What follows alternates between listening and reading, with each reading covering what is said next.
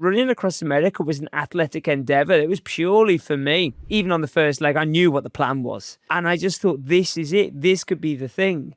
And I think it's about being open to these opportunities. Our lives are very rigid. We get a mortgage, we get a job, we get a family and everything like that. And we don't want to deviate about stuff. But look, you've just gone on a wonderful trip of a lifetime with your family and stuff like that.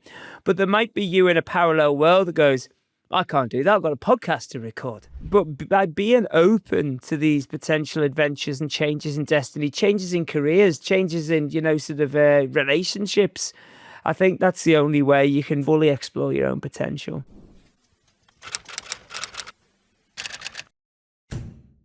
Welcome back to the 10 Adventures podcast. I'm back from a trip to South America, and in my downtime, I was really enjoying the book Becoming Forrest, written by today's guest, Rob Pope. The book chronicles his retracing of Forrest Gump's 5 crossings of the U.S., and I'm excited to have Rob on the show to share his incredible journey, but also talk about how to push yourself to accomplish great things. Hey, Rob, welcome to the show. Hey, mate, how's it going? I'm doing great. I love the book. It was, like a 1,000 little vignettes of all over the United States, which was really, really cool. It was like a bunch of little postcards, and it's just a great read. So I want to say that to start, but I want to share that I actually watched the Forrest Gump movie on the weekend because of reading your book. And I haven't seen the movie in, I think since it came out.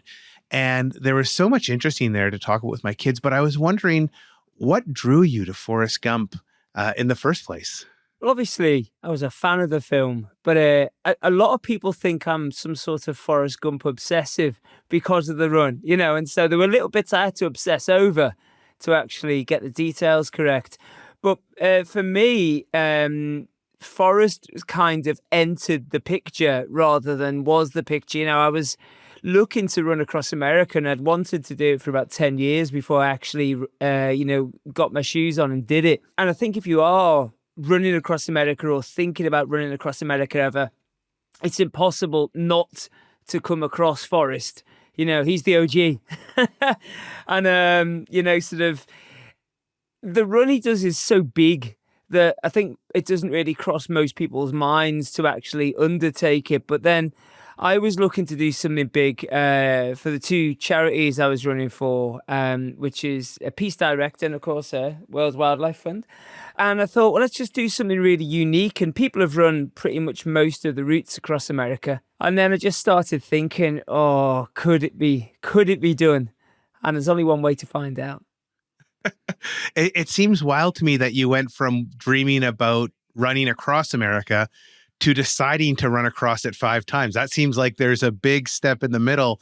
Like, had you, I know you're a seasoned marathon runner, but like, what was your longest run prior to starting on this? The longest run I did was about 3 months before I set off.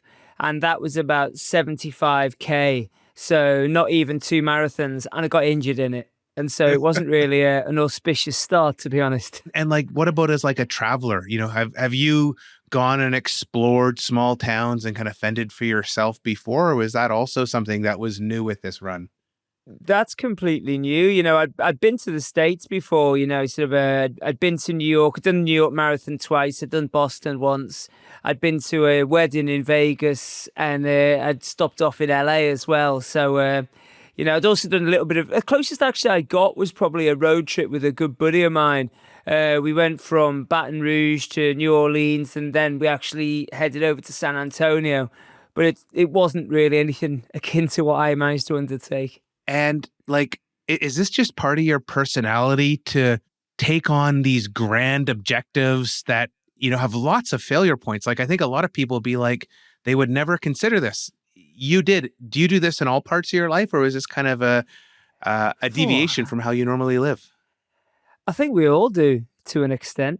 It's just pretty much how we frame those adventures. Going to university or college is a huge adventure where you presume you're going to be the dumbest kid in the class, and it's usually not the case.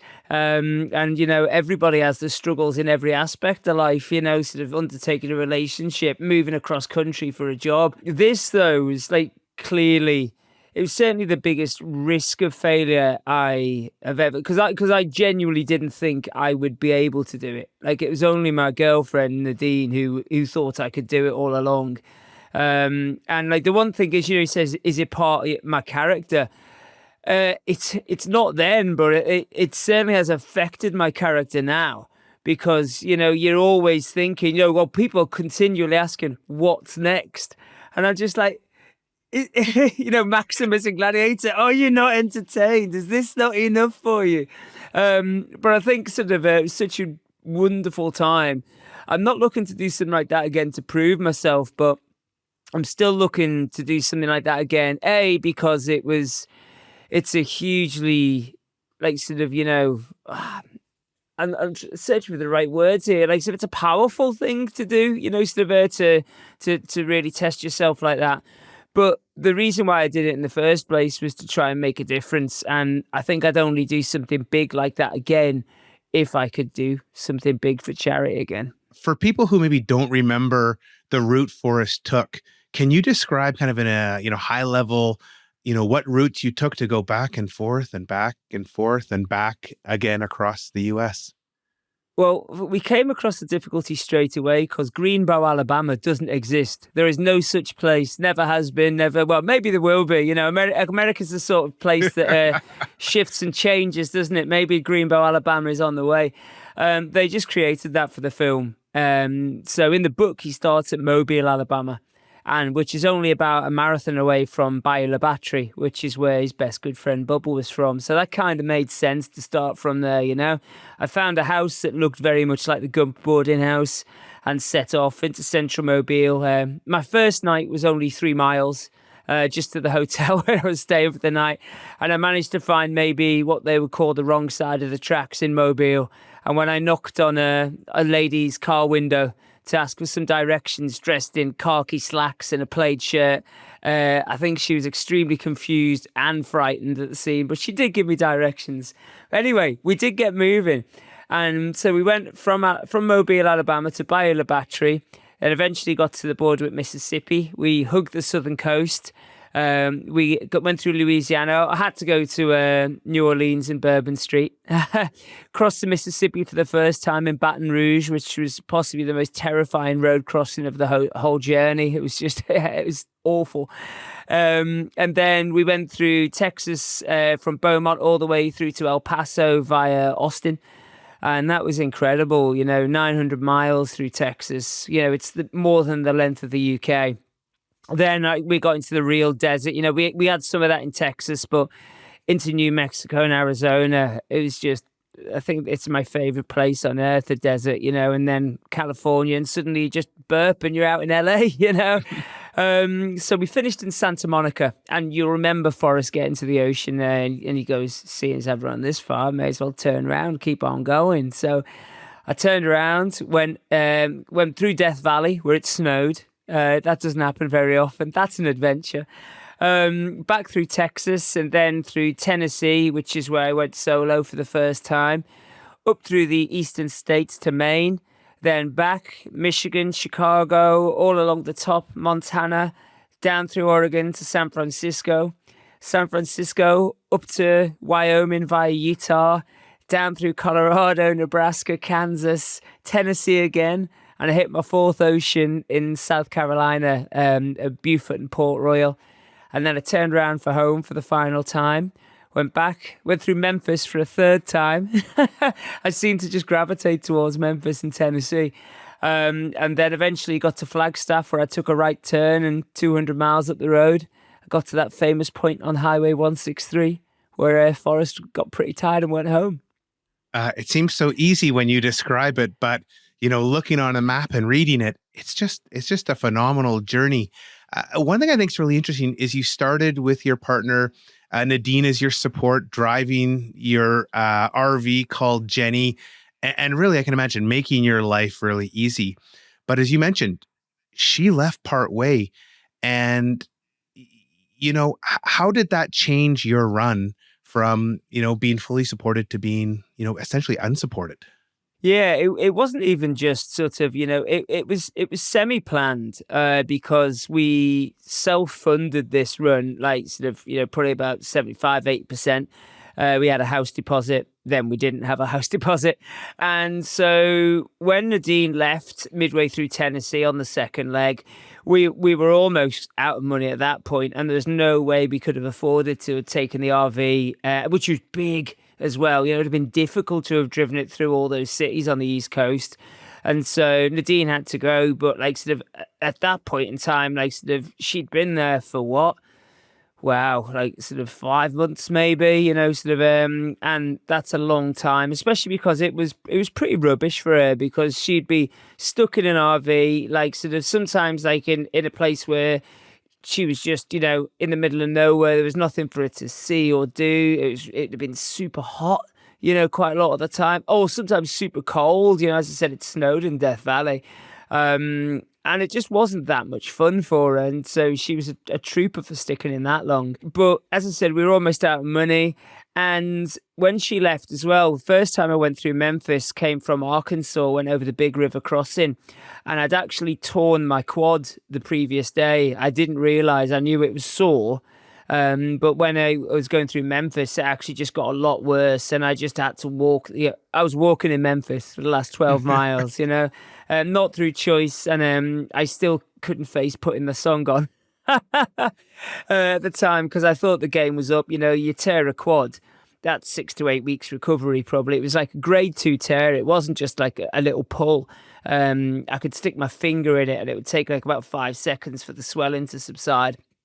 And so, yeah, I said to Nadine, listen, if I can't walk in the morning, and I'd already had 2 days of physically not being able to walk 30 meters to the bathroom, I'd have to hop to get to the bathroom. I said, I'm just going to have to come home with you. I can't just sit here with no money and then, and just basically sulk and maybe not ever get fit again, maybe break down by the time I got to Nashville. So on the third day, I could walk to the bathroom, and I said, let's go back to where we stopped the other day. And fortunately, I could walk 27 miles.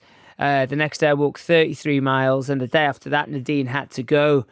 And that's when I first had to crack open a jogging stroller. I'd actually bought in Australia to run across Australia initially. And I'd never pushed this thing. Even in the garage in Australia, like sort of, I just literally rolled it like that and went, seems to work. And put it in, in our luggage bound for the UK when we moved home. And yeah, so Jackson, Tennessee was where I started. I went to Nashville to drop Nads at the airport, got a Greyhound back, and I was basically stood at this 1950s retro Greyhound station with a bag and a stroller. The only thing I was missing was a guitar and a broken heart, sort of. And it must have been tremendously lonely at times, going from when you're off the road, having someone you love there to talk about the challenges and support you, to all of a sudden just being on your own. And, you can only have so many talks with, random strangers. But in the book, you didn't really talk about loneliness. Was this something you felt, or did you not feel the loneliness that sometimes afflicts others? I actually saw that in a review of the book. And it was saying basically, sort of they enjoyed sort of me chatting about other people, but they wished that I'd gone into, sort of my loneliness and everything like that, but I just didn't get lonely. And so I missed Nadine, as you would do.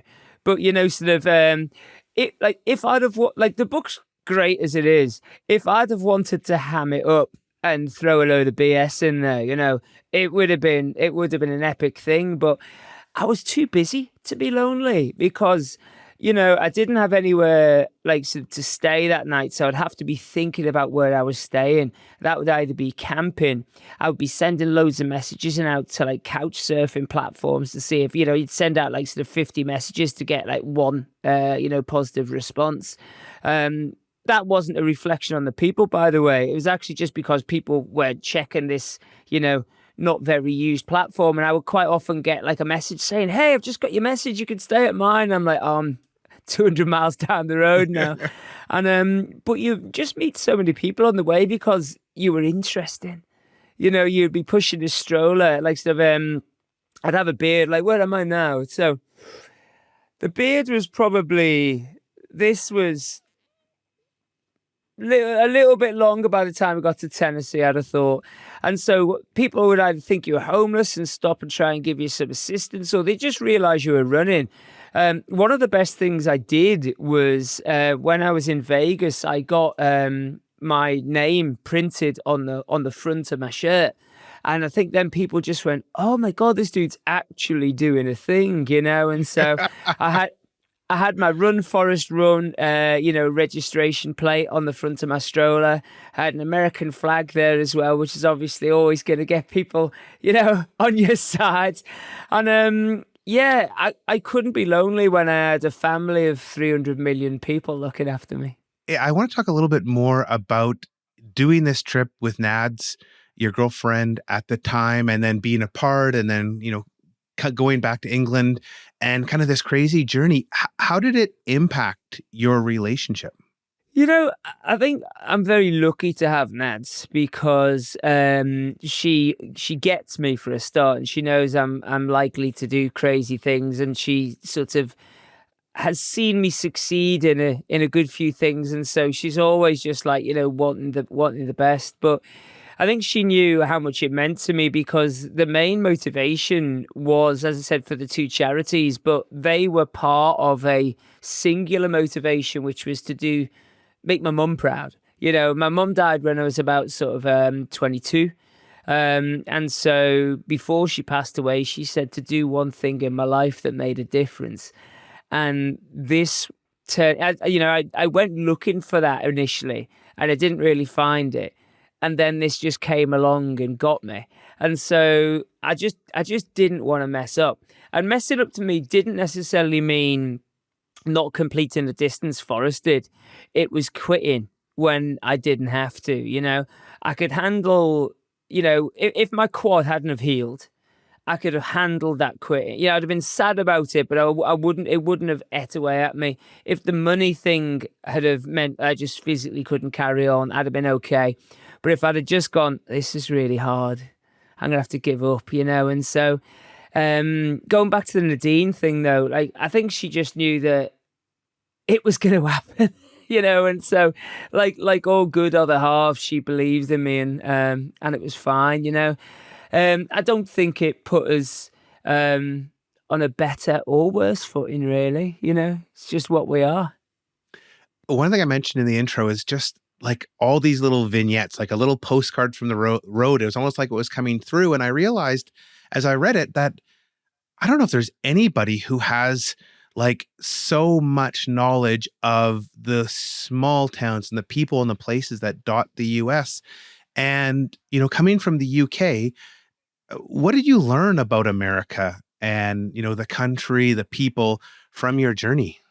I am now I always liked America, mostly because I'm into my music and my films, and there's so many important. I was really excited about going to all these sort of locations, and I've been to the States before, and I've met nice people, and I've had the whole have a nice day thing, and when you're a tourist, you don't really get that, as you just say, well, that's what people say. It's an Americanism, have a nice day, but it's actually when you have the real time to talk to people, and you realize that. That like sort of waitress or the bartender's like, he's almost saying, I really hope that you go on from this conversation that we've had and have a nice day because I've really enjoyed talking to you. And obviously have a nice day is just the shortened form of it, And I found the friendliness was just incredible. And there's another throwback to the Forrest thing because he got on with everyone. So whether they were perceived to be good or bad, whether they were rich or poor, politically left, politically right, he would just say, well, we can just all be nice to each other, right? And then he would do the same. He would lead by example. He would go and get the job done with a smile on his face, and people respond to that. And I think that those open lines of communication and just honest endeavor is a thing that is embedded in the American psyche. And so I just loved it. And I loved the fact that people were responding to the fact that I was working hard, because I was working hard, And there's absolutely no way I could have done this run, I think, without the American people. And one of the best things that happened, it sounds weird, this was Nadine going home. because we're having a great time and we're still meeting people, but in a more touristy sense. And we'd have our transactional chat, and then we'd go back to our camper van, sort of, and we'd shut the door. We'd chat about our day, but we'd be quite tired. And you wouldn't, when you're tired, you don't really choose to talk to people. But if you did, it's a bit like when you go to the gym. You don't want to go to the gym. And then when you get there, you're like, I'm really enjoying this. But the next day, you'll still struggle to get yourself there, even though you like it every time. And I would be staying at people's houses and I'd be like, I just wish I was in a motel. I don't want to speak to anyone tonight. I want to go grab a pizza, put my feet up, watch TV and just like veg out. And you go to someone's house and they just ask, how's your day? And they'd be smiling and you'd smile back and you'd feel better just for smiling. And then they'd show the interest. And that, it was just such a wonderful thing. And so, like, I found, again, kindness in all walks of life, just like Forrest. And sort of, I hate the way that social media at the moment is pitting. The most obvious thing at the moment is the left against right. And I'm not having to go at America because it's the same in the UK. And I'm not even saying the left's right or the right's right. But we shouldn't be shouting at each other. And we shouldn't just be calling each other idiots on social media. What happened to the age of sitting down and discussing ideas and coming up with a nice compromise? And that's what I found on the run, People were willing to chat, but that's face-to-face for you, isn't it? There's something... when you're face to face, we all become a lot more reasonable, and it's hard to demonize other people. But I know I see it with some friends that when you have a chat face to face, it's civil and you have an open discussion, and there's none of the aggression. And I just feel like the world would be so much better if we got off our devices and joined an outdoors club or a hiking club or a game club and just went and spent time with humans again, because we'd realize, we're all like actually pretty close. And there's just this division that comes through social media that's, driving us apart from people we care about.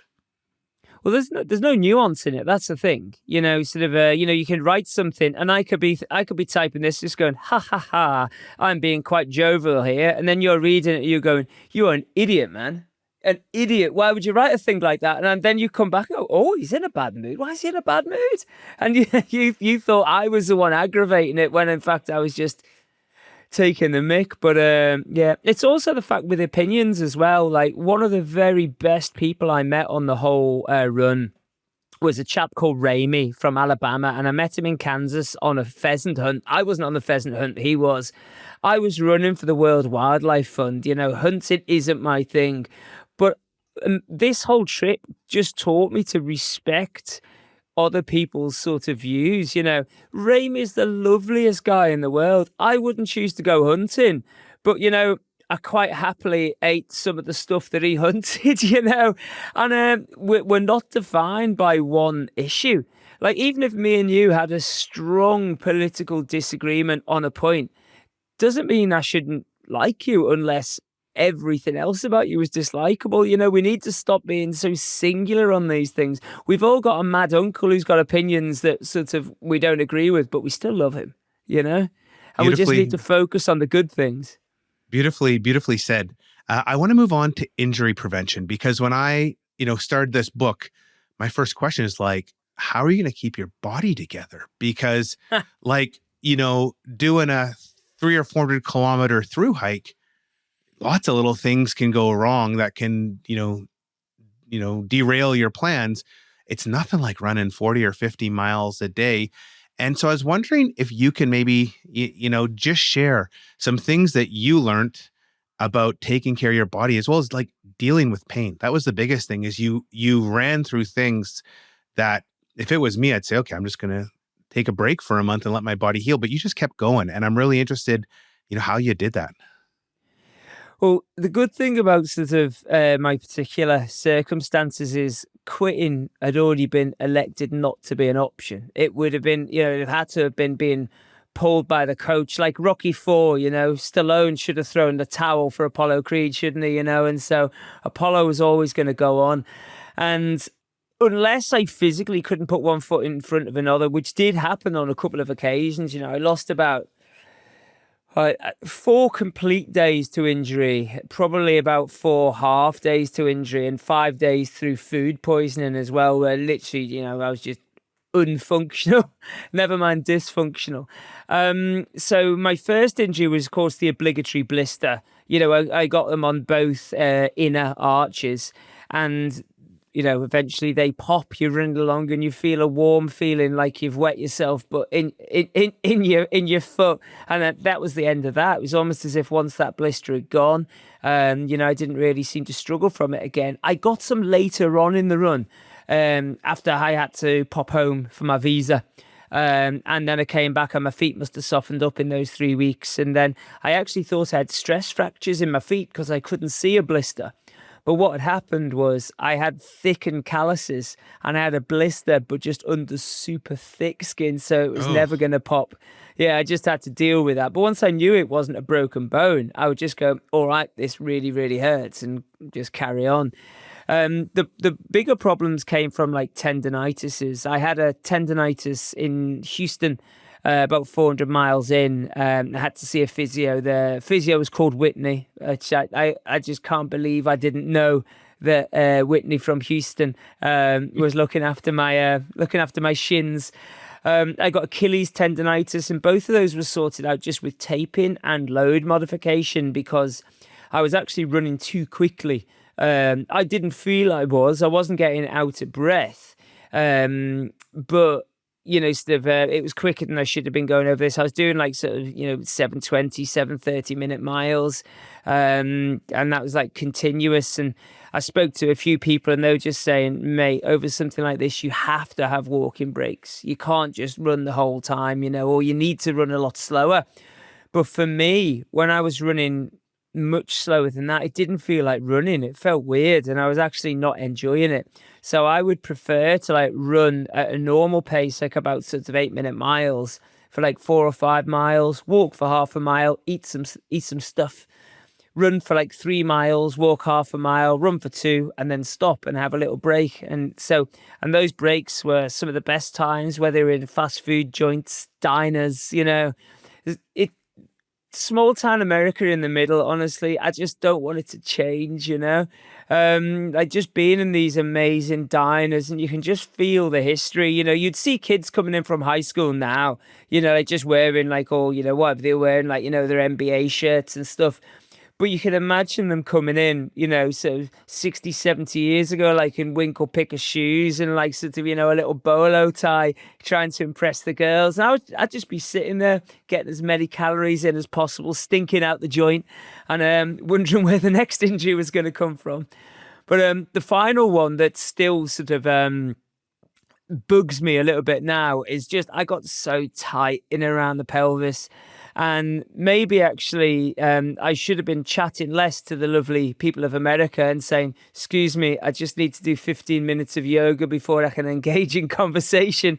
And I'd have been in a lot better shape. So your body really seemed to fall apart in your final crossing. And I was wondering, like, how much of that was just the physical toil, and how much was it, you're away from Nad, she's pregnant. I imagine you weren't as committed, or you're probably still as committed, but you were really being drawn back home. Do you think part of that body breaking down was just psychological, that you didn't have the drive to do it as much because you had a pretty momentous event coming up? Yeah, and I actually spoke to a good pal of mine, and he said to me, dude, you don't want to do the final leg, do you? And I was like, not really. And I always envisaged the 4th leg to be the difficult one. That I wasn't going through many places that I knew about. I knew it was going to be pretty like sort of, like poor Nebraska and Kansas don't get much of a good rap from the tourist board, but I absolutely loved them once I was there, but I wasn't necessarily anticipating them on the way. And I thought the 5th leg was going to be like a glory leg, lap of honor, sort of, golden chariots accompanying me, but I had no money. I was just in pain. And then it was going to be rubbish because, as you said, like Nads was pregnant and she wasn't going to be able to be there for the finish because, of course, you can't fly out that late. And I was just getting to the point where I was thinking, what is the point? And Maybe like the fundraising wasn't going as well as it could have done because, sadly, I picked two charities that like are massive to me, and they should be massive to the world. So that when Forrest was running across the Mississippi, they said, "What are you running for? You're running for women's rights, the homeless, world peace, the environment, and animals." And Forrest, of course, was just fair lad running. But I was running for two charities that picked all five of those, and the world's tearing itself apart at the moment. We need peace more than ever. Climate change is happening all around us. You're seeing like these events like daily. And these two should be like two of the most important charities in the world, but unfortunately they're not cuddly. They're sort of they're not ones that necessarily pull a Western heartstring, because we've never experienced sort of war on our own doorstep unless you've served, and yeah, it just that's my big regret of the run, that the fundraising didn't go as well as it could, but I certainly know that I put enough effort into it. So I was going towards this finish after a year of my life and maybe like having done some long-term damage for my body. And it's hard not to think, well, what's the point? But that was just, I think, a death by 1,000 cuts, And I sat down and I just thought, I've got to try and sort these problems out, And so the injuries were, I couldn't do much about. I just had to pay more attention to, looking after myself, eating better, doing my stretching. The big thing sort of was, I spoke to the charities, and the World Wildlife Fund said that I'd saved them $250,000 in advertising. So that made me think, hey, this is great. And then I was just like, if only Nads could come out to the finish. And I was just like, well, she can. I was having this chat. I was on the border of Alabama and Mississippi, sat on the side of the highway. And I thought, well, why don't I just stop 200 miles before the end, go back for the birth, and then wait for, B to be old enough to fly. And I was looking up, you can get a baby's passport straight away. Perfect. When can they fly? As soon as you want them to. And I said to Nadine, I said, I'm going to finish the run before the end. And she was just like, absolutely not. And I said, then I'm going to come back and I'm going to get you two and we're going to go and we're all going to do it together. And then suddenly, even though my injuries were no different, in fact, they were getting worse, the sun seemed to shine every day, metaphorically. And, I had a spring in my step. And suddenly, as I was going through Tennessee again, I just knew I was going to finish it. A big part of your run was music. And it was, I'm somewhat similar, if I'm on my bike or I'm out for hiking or I don't run anywhere near like you, but it's wild how music can just get you going. You seem to have a special ability with playlists. You're getting the right music for the right moment. Do you have any tips for how to get a great playlist that's going to motivate you and get you going even on those tough days? Well, first of all, like sort of, you're unlikely to find many completely new genres that are going to flick your switch. You like your music for a reason. And so I had about like 400 or 500 albums on my MP3 player at the time. And I would just have it on continual shuffle. So, if I was really struggling, I might go, good God, I need David Bowie today, But a lot of the time it would be like, sort of, it would just come on. And serendipity quite often would just deliver you the most amazing track. I'd actually was trespassing on some Union Pacific land, I think it was, in New Mexico. And I bust out under a little barbed wire fence and came out onto a road, and Born to Run came on for the first time, Springsteen, obviously. And The Lime sprung from cages down on Highway 9. I'd literally just gone past an intersection in the road, and I didn't even know what highway I was on. I just needed to check. And in those old New Mexico highway signs, I was actually on Highway 9. I was like, no way. It wasn't the Highway 9. I eventually did run on that in New Jersey. I diverted my route so I could go on Highway 9. But I ran through Joshua Tree National Park, and I got to the park entrance and just pressed play on The Joshua Tree by U2. And even though they're obviously an Irish band, that album is a love letter to America. And in a way, Becoming Forrest is my love letter to America. And I listened to that album 8.5 times through Joshua Tree. I left the park and Exit was the song that had come on that was, in turn, I just thought this is just too weird. It's like the Truman Show. And when I got through Death Valley, I actually found the Joshua Tree. It's fallen down now over natural causes. And there's a little concrete and bronze plaque right by it that says, "Have you found what you're looking for?" And I was just like, listen to Where the Streets Have No Name. But, you could be running across like sort of, like the prairie, listening to Bob Dylan and Neil Young. It's just, you can't beat it. You can soundtrack your life in America. And I think you did, but I hope you listened to Nebraska when you were running across.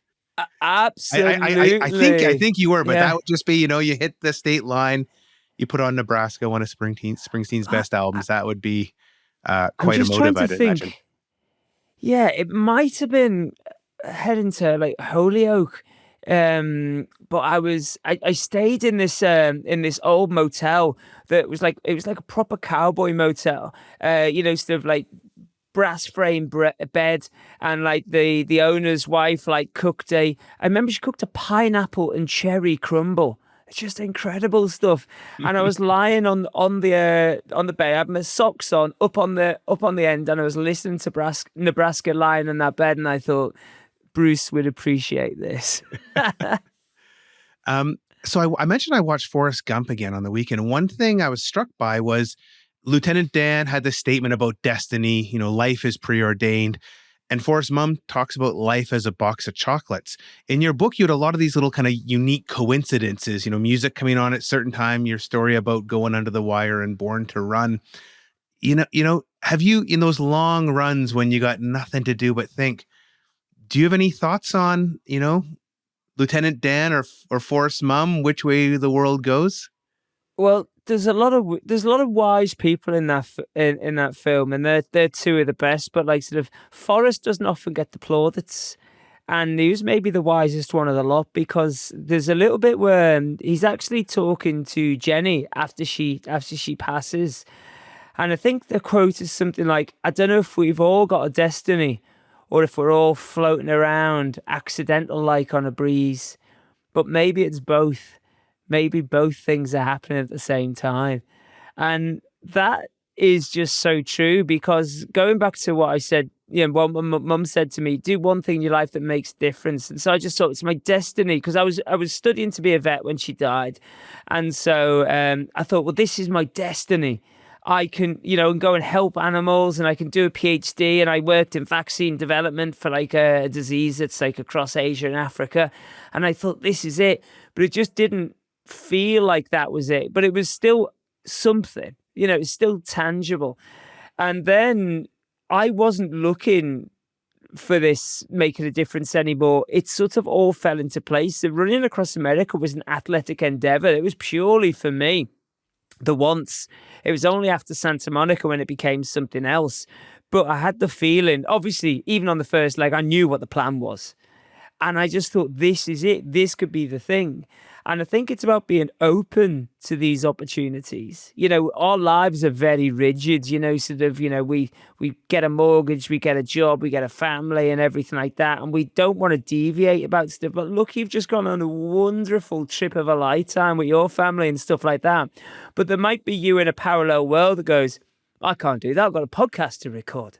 But by being open to these potential adventures and changes in destiny, changes in careers, changes in, relationships, I think that's the only way you can be, you can fully explore your own potential. Since you've been back, you've had a podcast called How to Be Superhuman, where you talk to people who have also pushed their bodies to the limits.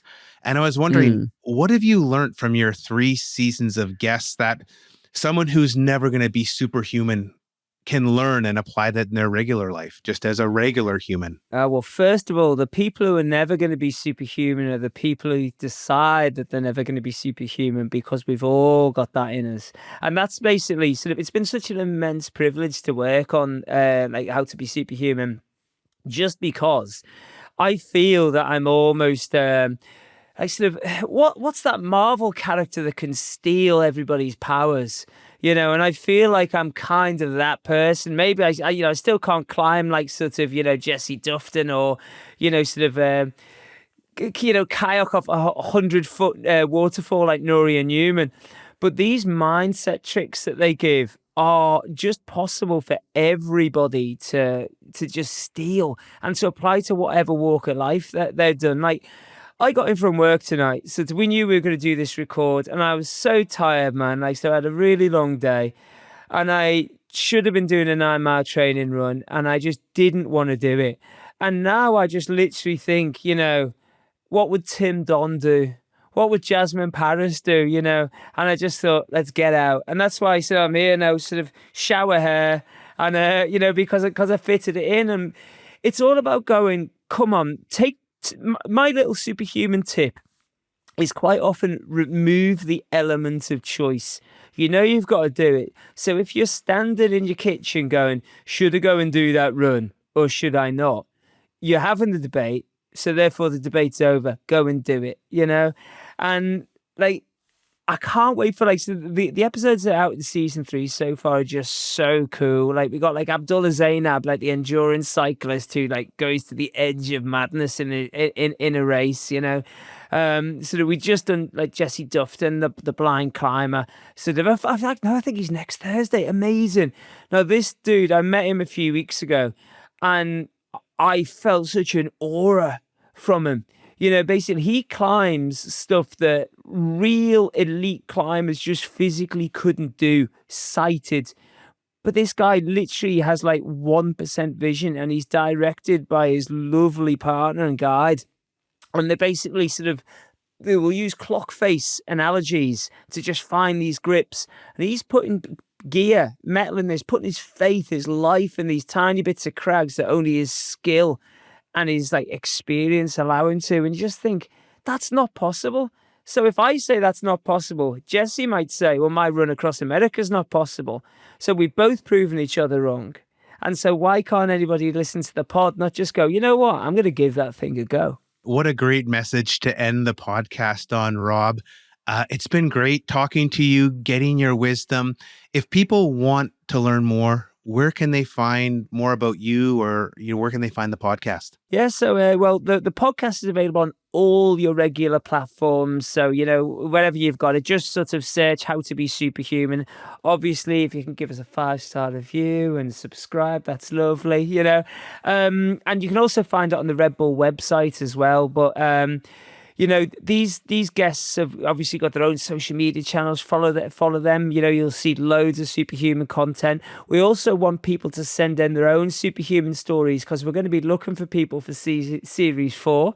And then also, if you want to find out more about me, my social media is Run Rob Law Run.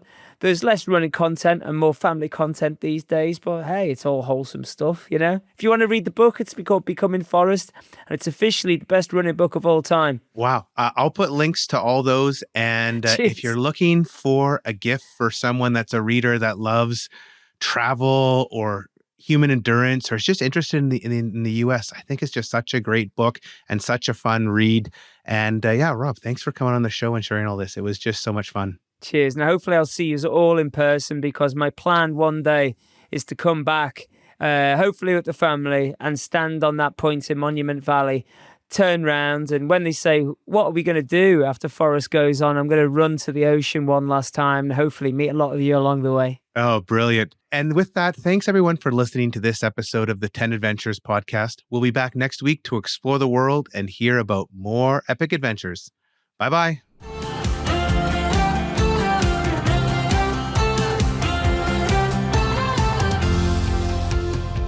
Start planning your own adventure by visiting us at 10adventures.com and listen to other episodes of the 10 Adventures podcast on Amazon Music, Apple Podcasts, Spotify, or anywhere else you find your podcasts.